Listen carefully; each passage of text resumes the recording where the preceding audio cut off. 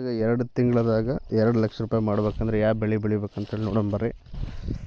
ನಮಸ್ಕಾರ ಎಲ್ಲರಿಗೂ. ಈ ವಿಡಿಯೋದಾಗ ನಾವು ಕಲ್ಲಂಗಡಿ ಬಗ್ಗೆ ಬೇಸಿಕ್ ಇನ್ಫಾರ್ಮೇಷನ್ ನಾನು ಶೇರ್ ಮಾಡ್ತೀನಿ. ಮೊದಲನೇದಾಗಿ ಕಲ್ಲಂಗಡಿ ಬೆಳೆಯೋಕೆ ನಿಮಗೆ ಎಕರೆಗೆ 5ರಿಂದ 6 ಸಾವಿರ ಸಸಿಗಳು ಬೇಕಾಗ್ತೈತಿ.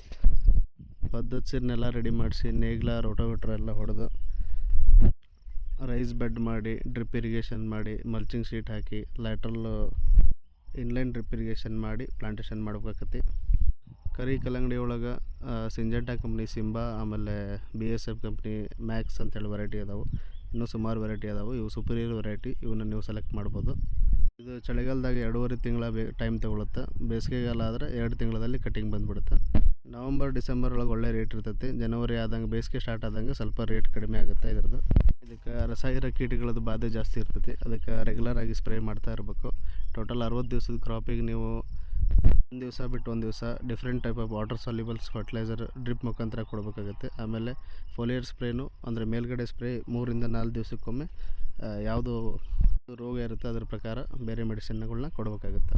ಓವರಾಲ್ ಎಲ್ಲ ಸೇರಿ ನಿಮ್ಗೆ ಎಕರೆಗೊಂದು ಕರೆಕ್ಟಾಗಿ ನೀವು ಕಾಸ್ಟ್ ಸೇವಿಂಗಲ್ಲಿ ಮಾಡ್ತೀರಂದರೆ 50ರಿಂದ 60 ಸಾವಿರ ರೂಪಾಯಿ ಒಂದು ಎಕರೆಗೆ ಖರ್ಚು ಬರ್ತೈತಿ.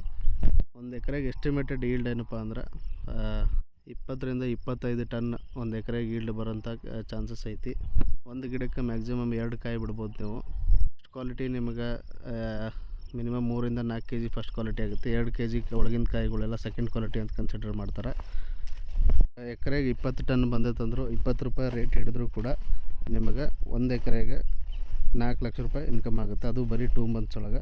10 ರೂಪಾಯಿ ರೇಟ್ ಹಿಡಿದ್ರೆ 2 ಲಕ್ಷ ರೂಪಾಯಿ ಇನ್ಕಮ್ ಆಗುತ್ತೆ. Thank you.